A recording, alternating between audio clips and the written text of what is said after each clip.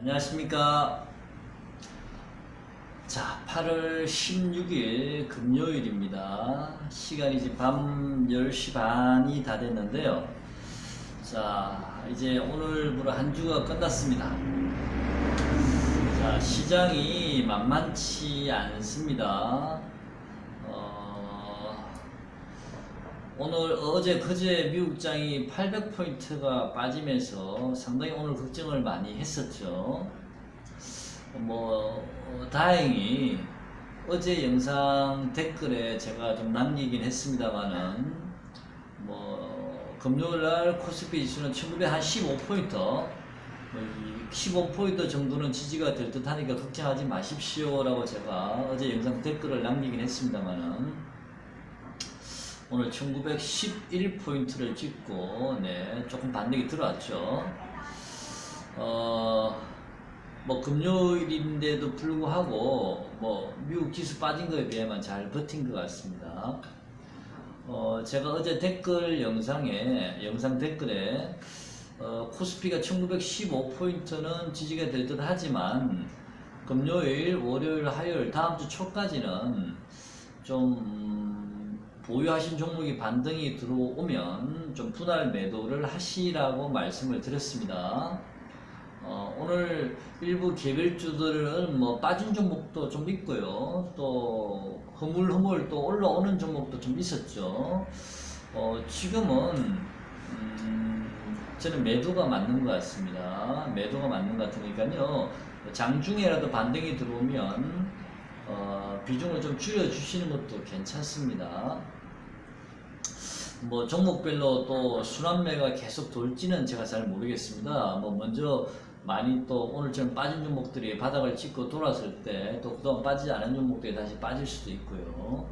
그런 선순환장이 돌 수도 있고 아니면 또 오늘 영상에 제가 아침에 좀 댓글을 남기긴 했습니다. 일본 규제 관련주도 좀 관심을 가지시라라고 말씀을 드렸죠. 분할 매수도 괜찮은 듯 합니다 라고 일부만 좀 비중을 너무 많이 넣지는 마시고 좀 일부만 비중을 한번 넣어 보시는 것도 괜찮습니다 라고 한번 말씀을 드려봤는데 오늘 장막판에 일본 규제 관련주들이 훅 빠져버렸습니다. 저도 오늘 빠지는 걸 못 보고요. 점심시간 이후에는 좀 많이 바빠서 운전하고 있었는데 가다가 3시 반이 다 된 것 같아서 딱 보니까 경인양행이 4.몇% 빠져 있더라고요. 제가 이 경인양행을 마이너스 1%인가에 마이너스 0.98%인가에 샀던 것 같은데 훅 빠져 있는 거예요. 그래서 제가 경인양행을 살 때는요 9,200원에서 9,200한 5, 60원 정도 그 자리에서 지지될 가능성은 한 50% 정도 봤거든요. 그래서 제가 사고 싶은 금액의 50%만 샀고요. 사실은요. 또 경인양행은 또 8,850원, 60원 정도 8,800한 50원, 60원 정도로 빠질 가능성이 한 50%를 봤거든요. 그래서 그 자리에 오면 8,800 한 50원이나 60원 정도에서 50%를 또 추가 매수할 예정입니다. 그리고 제가 생각하는 손절은요, 지금 21선이 오늘은 한 8,600원 정도 되는데, 이제 21선이 다음 주 월요일, 화요일 정도 되면 한 8,700원, 750원 정도, 수요일 정도 되면 한 8,800원까지 올라올 수 있거든요. 그 21선을 종가상 이탈하면 손절할 겁니다. 왜냐면 일본 규제 관련주들은 그동안 좀 많이 올랐지 않습니까? 많이 올랐기 때문에 좀 재료의 신선도도 좀 떨어지는 면도 있고요. 그래서 좀 조심은 해야 되거든요. 많이 올랐던 종목들이기 때문에. 그래서 손절선은 정확하게 잡고 매매를 하셔야 됩니다.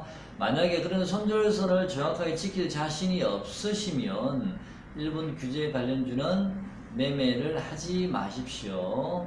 이번에 개별 종목도 반등이 들어와서 현금을 보유하고 계신 분들은 좀 그대로 현금을 좀 가지고 계셨으면 좋겠습니다. 적어도 8월 말까지는요.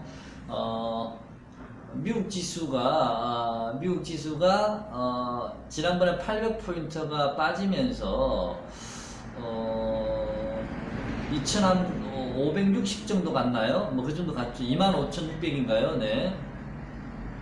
저는 미국 지수가 24,500, 600포인트가 깨지면 저는 위험하다고 보고 있는데, 물론 뭐 트럼프가 미국 지수가 다우존스 지수가 4,000, 5,000, 6,000 깨지기를 놔두고 있지는 않겠죠. 그 사람이 워낙 미국 정시를 신경을 많이 쓰니까.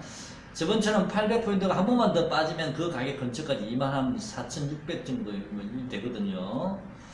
아마 미국 정시는 크게 걱정은 안 하셔도 될 듯 합니다. 제 생각에는.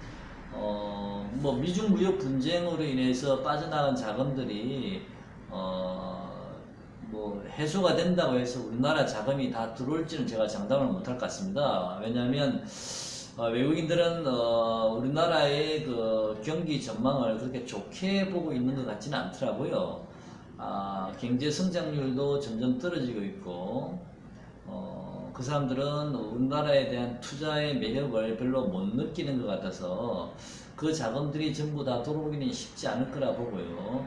당분간 우리나라 주식은 좀 급반등이 들어오면 쉽지 않은 장이다라는 생각이 들거든요. 오히려 하락의 가능성이 좀 더 높지 않나 아직까지는 좀 그런 생각이 드는데 무리해서 주식을 보유할 필요는 없다라고 생각을 합니다. 지금은요. 그냥 내가 급락이 나왔을 때 한번 주식을 사서 잠깐 뭐 1박 2일이나 2박 3일 아니면 장중 단타라도 그냥 5% 10% 이상 수익이 나면 한번 잘라준다든지 2박 3일 코스 같으면 10% 15% 넘으면 잘라주고요. 그런 파동을 계산하시면서 이렇게 단기적인 매매는 가능할지 몰라도 저는 보유를 오래 하는 것은 별로 권하고 싶지가 않고요. 지금 개별주들 120분 봉이나 60분 봉 보면 보조 지표들이 상당히 지금 가열권입니다. 이런 보조 지표들이 가열권인데도 불구하고 주식이 그렇게 강하게 빠지지 않는 종목도 있는데 그런 종목도 한번 무너지게 되면 순식간에 빠져버리거든요. 그때는 매도할 기회를 안 줍니다. 그래서 큰 욕심 내지 마시고 지금부터라도 주식을 보유하고 계신 분들은요 월요일, 화요일 정도 반등을 조금 주면 분할 매도를 해서 차익 실현을 일단 해 놓으시고요. 또 내가 팔고 나면 더 올라가는 게 아닌가. 지금은 더 올라가더라도 크게 뭐 5%, 10% 뭐 올라가기는 쉽지 않아 보이거든요. 뭐 일부 종목 몇몇을 빼고는요. 그래서 욕심내지 마시고 좀 차익 실현을 좀 하시는 게 맞는 것 같습니다. 이 말씀은 제가 꾸준히 제가 지금 며칠째 드리고 있습니다. 종목이 오를 때마다 차익 실현 하시는 말씀은 분봉사 너무 가열권이기 때문에 지금은 차익 실현 하는 게 맞습니다라고 제가 한 4, 5일 전부터 계속 말씀드리고 있습니다. 자, 파동을 좀 잘 보시고요. 이글백 같은 경우는 아직 오파가 조금 남았죠. 저는 한 6,300원 정도까지를 좀 목표가를 보고 있는데요. 뭐 파동의 높이나 길이를 봤을 때는 한 6,300원 정도 이글백은 보고 있습니다만은 그 정도 되면 이글백 보유하시는 분들은 매도하시는 게 맞고요. 또 신규 매수하시려고 하시는 분들 이글백이 지금 6,000원대 이미 넘었으니까 먹을 자리가 그렇게 많지는 않습니다. 지금 현재 오늘 종가상으로는요. 신원 같은 경우도 지금은 그 벽을 바로 뚫고 넘어가기는 쉽지 않은 자리에서는 어느 정도 다 왔다라고 생각을 하고 있거든요. 신원도요. 신원 보유하신 분도 이제는 매도하시는 게 더 낫지 않을까라고 생각이 들고요. 그 외에도 일반 개별주들, 오늘도 개별주들 빠진 종목도 상당히 많습니다. 이미 꺾인 종목도 많거든요. 덜 빠졌으면 좀 빨리빨리 좀 수익 실현을 하시고 정리를 좀 하셔서 최대한 좀 현금 확보를 해 놓으셨으면 좋겠습니다. 왜냐하면요, 아직까지는 시장이 좀 반등, 상승할 수 있는 그런 근거가 아직 없어요. 매매 동향을 보면요. 오늘 매매 동향을 보니까, 코스피는 외인이 937억을 팔았더라고요. 자, 기관이 153억을 사긴 했는데 외국인이 거의 900억 이상을 팔았고요.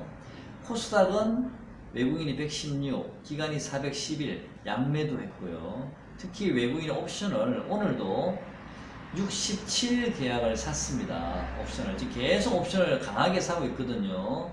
이 포지션을 봤을 때는 저는 조만간 주가는 다음 주 저번에 말씀드렸습니다. 어제 영상 댓글에 말씀드렸습니다. 다음 주 초중반, 다음 주 아마 한 화요일 정도, 수요일 정도 되면 뭐 시장이 변곡점이 나오면서 좀 크게 한번 빠질 가능성도 있습니다라고 제가 여러분께 말씀을 드렸습니다. 그래서 현금을 보유하면서 좀 이렇게 시장을 8월 28일까지 일본 규제 확산 조치가 8월 28일부터 발효가 되니까 그게 지금 우리가 아직 일본하고 뭔가 좀 회담 뭐 이런 일정이 잡혀있지 않지 않습니까? 만약에 8월 28일 일본이 그 규제 확산 조치가 발효가 되면 또 시장이 조금 충격을 받을 수도 있거든요. 물론 뭐 많이 선반영된 부분도 있습니다만은 그래도 어쨌든 발효가 돼버리면 그래서 물론 그게 저는 그때 만약에 그걸 빌미로 만약에 하락을 한다면 저는 시장이 마지막 하락 구간이라고 생각을 하고 있습니다만은 어쨌든 8월 28일 날 발효가 되는 시점을 전으로 좀 지켜보셔야 되는 게 맞는 게 아닌가. 현금을 쥐고 계신 분들은 무리하게 투자하지 마시고요. 지금 투자 잘못하시면 손실 볼 가능성이 높습니다. 많습니다. 왜냐하면 시장이 사실 개별적으로 꺾이고 있으니까요. 전에는 일본 규제 관련주가 그거를 좀 만회시켜 줬는데 일본 규제 관련주도 최근에 많이 오른 데다가 재료 자체가 좀 신선함이 떨어지다 보니까 예전처럼 탄력도 별로 없고 오히려 일본 규제 관련주는 많이 오른 상태라서 좀 불안해 보이긴 하죠. 그죠? 그래도 8월 28일까지는 개별주나 종합지수는 좀 조심하셔야 되고요. 또 일본 규제 관련주에 조금이라도 좀 가능성을 가지고 계신 분들은 8월 28일까지는 좀 조정이 들어올 때마다 조금만 많이 비중을 넣지 마시고요. 조금 비중을 잡아서 좀 한번 승부를 좀 걸어볼 만하지 않나. 일반 개별주를 살만한 종목이지만 이제 없으니까 저는 좀 하락 쪽에 좀 비중을 많이 두고 있는 편이거든요. 왜냐면 저는 환율이 뭐 1300까지 올지는 모르겠습니다만 최소한 그래도 1250원 환율이 와야 되지 않나, 넘어야 되지 않나 싶은 생각을 가지고 있거든요. 1300이 온다면 저는 비로소 중장기 투자를 할 거라고 생각을 하고 있지만 저는 1300이 오기 전까지는 저는 좀 계속 이렇게 단기 매매를 많이 해볼 생각입니다. 자, 일단은 또 매일매일 상황을 또 지켜봐야 되니까요. 자,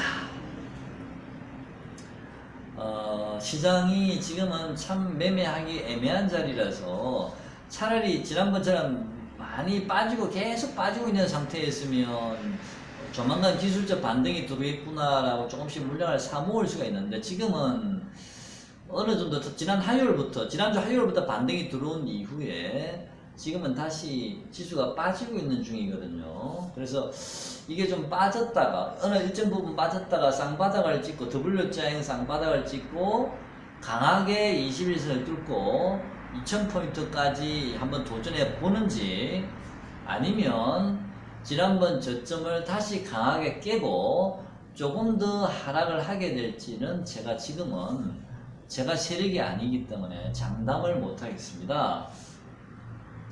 저는 이제 몇몇 종목들을 보면서 주가의 저점 고점을 좀 많이 본다라고 이제 시간 날 때마다 그런 말씀을 많이 드렸습니다만은 제가 몇 종목을 보면서 제가 느낀 바로는요, 뭐 정확하지는 않습니다. 그냥 제 개인적인 생각이니까요. 저는 지난 저점을 깰 가능성이 높다라고 생각을 하고 있거든요. 그래서 지난 저점이 코스피가 1891포인트였는데 그 저점을 저는 코스피가 깰 거라고 저는 깰 가능성이 높다라고 생각을 하고 있습니다. 그래서 좀 자꾸 제가 여러분께 현금 보유 비중을 좀 늘리십시오라고 제가 4일, 5일 전부터 계속 말씀을 드리고 있습니다. 물론 뭐 제 말이 맞을지 틀릴지는 나중에 봐야 되겠습니다만은 일단은 위험이 제가 생각할 때 50% 이상이라면 제가 여러분께 말씀을 드리는 게 맞는 것 같습니다. 제가 예측이 틀리더라도요. 그래서 현금 보유 비중은 여전히 유효하고요. 조금 더 관망하시죠. 단기 매매가 능하신 분들은 오늘처럼 일본 규제 관련주가 아마 경인양에는 아까 제가 말씀드렸습니다. 8,850원 정도를 지금 저점으로 보고 있는데 50원, 60원 정도를요.